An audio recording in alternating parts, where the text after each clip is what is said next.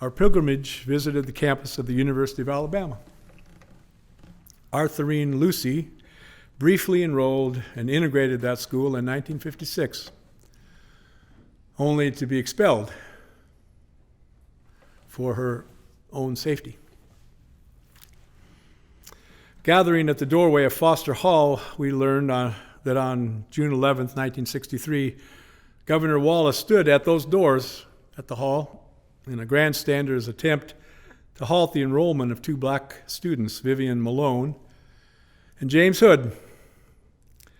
His defiance cemented his reputation as a crusader for segregation, and it became known as the stand in the schoolhouse door. The reality is, once his point was made, George Wallace stepped aside,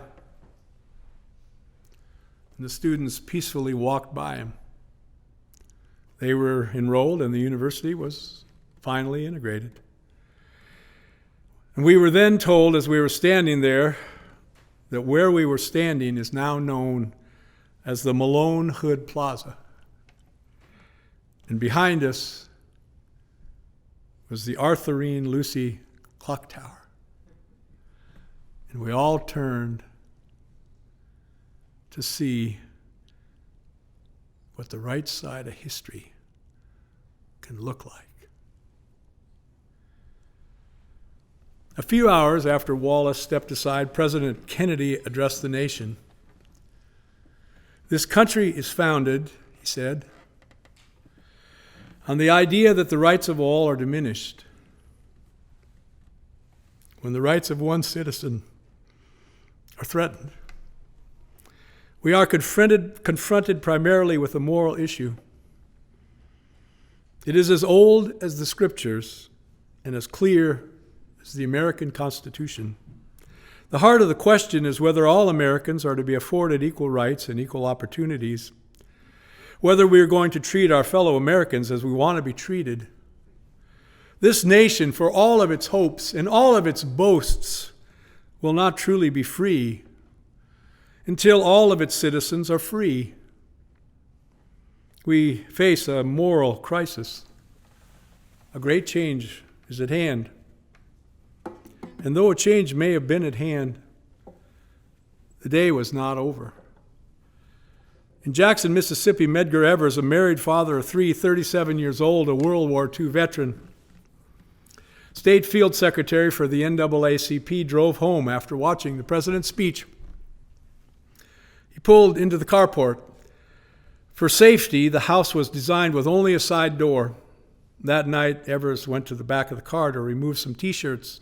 Printed on them, "Jim Crow must go." And as he did, he was shot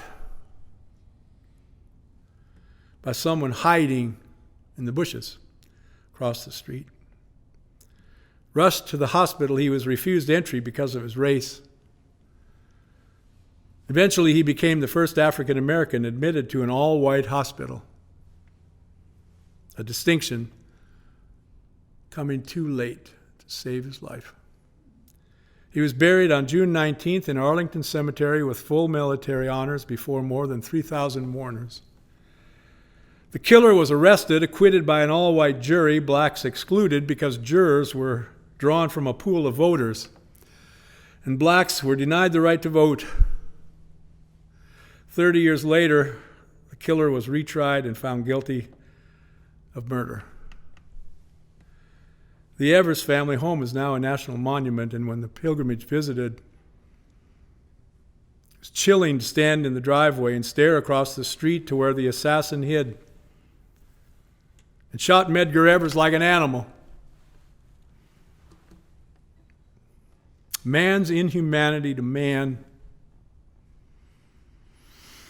We hold these truths to be self-evident, that all men are created equal with certain unalienable rights. Among these, life. When will we ever learn?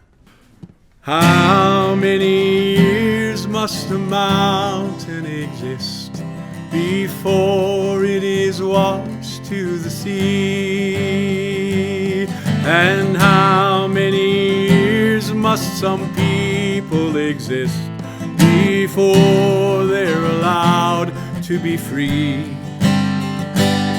And how many times can a man turn his head and pretending he just doesn't see?